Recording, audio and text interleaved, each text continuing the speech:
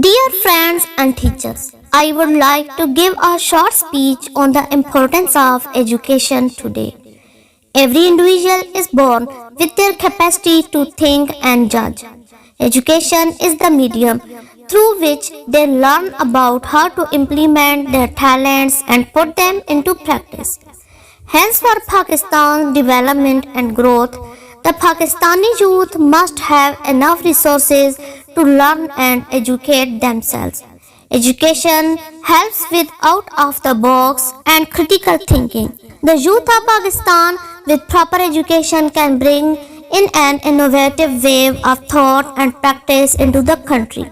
This will help the country to grow and develop further and become one of the largest think tanks in the world.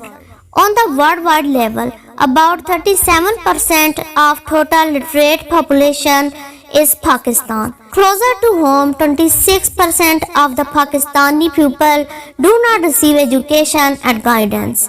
The central government, along with various state governments of the country, have come up with multiple policies to educate the people of the country. But all those attempts have been mostly in vain.